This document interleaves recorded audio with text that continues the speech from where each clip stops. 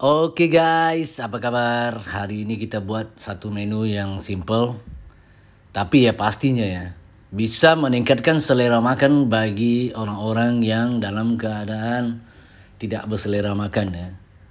Terutama yang sedang putus cinta, yang dalam masalah ekonomi atau apa aja. Oke. Alright, ini pasti akan merubah hidup kalian. Oke, pertama kita buat telur dadar dulu ya. Karena the best always last. Nah, prinsipnya yang terbaik itu pasti terakhir. Oke. Nah, jadi di sini gue bikin telur dadar ya, telur dadar yang simple aja ya. Kita pakai bawang bombay. Nanti gue pakai shallot. Nah, jadi eh, kita campurkan sedikit cabai, daun ketumbar, ya, tomat. Nah, ini kan memberikan variety of rasa, taste dia lebih banyak. Oke, jadi kita senang-senang hampa gitu ya butuh kayak gini guys. Selain daripada makan enak, jadi rasanya lebih banyak variety-nya ya. Nggak terlalu kalau bawang-bawang aja ya. Nggak. Kan daun ketumbar kan murah guys. Daun ketumbar itu 1.000 pun bisa beli ya. Nah, bawang pun gitu juga. Jadi kita pakai bahan-bahan yang murah-murah aja ya. Nggak usah yang mahal-mahal banget ya. Nah, jadi kunci daripada bikin telur dadar guys, selain daripada bahan yang kayak gini ya, kalian bisa pakai kalau original telur dadar Padang itu dia pakai kelapa ya, kelapa parut. Nah, jadi itu supaya itu dia tebal dan padat ya. Biasa dia pakai telur bebek itu. Nah, jadi di sini kita pakai telur biasa aja guys. Oke, jangan lupa ya diaduk dengan benar. Kasih seasoning salt and pepper. Oke, kalau dapat merica putih ya. Kalau telur ya. Merica hitam oke juga ya. Tapi sebagusnya telur dadar ini kata-kata guru-guru goyang dulu, chef-chef goyang dulu dia kata pakai merica putih ya. Gue pun nggak tahu sebabnya apa ya. Mungkin lebih enak ya. Nah, jadi kita aduk dia lama-lama dikit guys supaya dia benar-benar kembang gitu. Kemudian kita masukkan bahannya. Yang paling penting sekali minyaknya tadi benar-benar panas. Oke? Itu harus ingat guys, minyaknya benar-benar harus panas. Oke? Kalau minyaknya nggak panas, telur dadar kalian pasti akan bantet. Oke? Itu. Kenapa kita pergi restoran, kenapa telur dadar dia kayak ngembang kayak gitu? Ya oke, di situ ya. Kuncinya minyaknya harus panas dan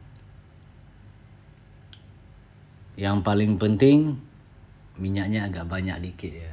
Oke, telur dadar ini adalah satu masakan yang paling berminyak. Nah, setelah itu setelah masuk kuali oke. Biasanya kalau yang baru-baru masak kan takut ya. Sebenarnya kalau telur dadar aman ya, dia tidak akan meledak, dia tidak akan apa-apa. Pokoknya kalau menuang jangan terlalu tinggi nanti sampai kejepret minyak ya, kasihan dong, masih cantik muda baru. Gitulah. Baik, jadi nah dan yang paling penting sendoknya ya supaya sendoknya bagus jadi dia nggak lengket. Nah sekarang kan kuali banyak kuali yang nggak lengket gitu ya jadi kalian bisa pakai itu lebih mudah kayaknya ya. Nah di sini kalau sudah masuk ya pastikan kita apa ya namanya apa ya dipanggil kita jangan dia tertumpu di satu tempat lah. Bahasanya apa ya? Gue pun kurang pasti ya. Nanti gue cek kamus dulu ya supaya ketemu di kamus nanti gue jelaskan. Kalau sekarang gue nggak bisa jelaskan ya. Tapi intinya gitulah. Kalau dia tertumpu satu tempat nanti dia lambat masak ya. Nah kalau deep quali kayak gini kan sebenarnya nggak bagus nih. Bagusnya kalau kalian pakai flat teflon gitu ya. Jadi lebih senang. Simple as that. Oke, nah jadi dia udah kembang. Alright, oke, simple. Nah, ini the best part. Kita mau bikin sambal lado. Sambal lado pertama kita masak nasi dulu guys. Oke, jadi hari ini gua masak nasi pakai kompor aja. Karena nggak ada magic. Kalau yang ada pakai magicom lebih mudah. Kalian masak nasi pakai magicom. Dan ada jaringan di atas itu kan. Nah jadi kalian taruh kayak gini. Kalau kalian begini kalian tunggu nasinya udah agak kering dikit. Oke, jadi baru masukkan cabai, bawang merah, bawang putih nggak ada ya. Bawang merah dan tomat. Oke. Kalau dapat bawang merahnya banyak dikit. Sama juga kalau pakai Magicom. Oke, dah Magicom agak-agak nasinya udah hampir separuh masak. Kan nanti kan daripada masak patut bertukar tuh kan. Nah, masukkan cepat. Oke. Nah, jadi kita tunggulah sampai benar-benar udah kering. Oke, berarti nasinya udah masak. Oke, jadi agak lama dikit ya kita benar-benar udah masak. Oke, nasinya. Kalau di Magicom dia udah masak. Kalau sini kita udah masak kan kita panggil pengeringan nasi ya. Kalau dalam bahasanya nasi itu udah kering ya.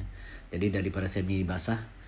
Nah, di sini syarat utamanya untuk membuat sambal lado kayak orang Padang tidak bisa menggunakan blender. Ya. Itu syarat utama. Tidak bisa menggunakan blender.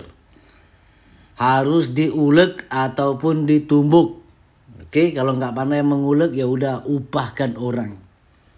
Cari orang, bayar dia 10.000, 20.000, 30.000 untuk ngulek. Karena sambal lado ini tidak akan jadi sambal lado kalau kalian blender. Alright? Jadi gua udah sampaikan ya, jangan nanti tiba-tiba kalian bilang, oh gue nggak jadi. Nah, kuncinya itu. Oke? Dalam masakan itu ada prinsip ya. Jadi prinsip itu harus dijaga ya. Yang barang yang di blender harus di blender. Barang yang nggak bisa di blender jangan di blender. Oke, jadi ini bagi gue ya kalau masak nasi itu penting. Nasi itu dikariahkan kan. Kalau di sini gue pun nggak tahu bahasanya gimana ya. Kalau gue paling senang nasi itu sudah masak di ginian ya. Apa namanya ya? Ya udahlah, apapun yang kalian sebutkan namanya terserah kepada kalian juga ya. Oke, nah ini syaratnya harus diulek guys. Barulah bisa menghasilkan sambal lado yang luar biasa enak. Oke, kalau sekali-sekali mentua kalian datang, kalian harus bagi dia makan ini. Dan kalian tengok responnya ya guys. Oke, pasti dia akan lebih sayang menantu. Pasti luar biasa nih guys. Ini the best of the best. Yang terbaik dari ladang. Inilah dia. Sambal lado orang Padang. Ini memang terbaik sangat guys.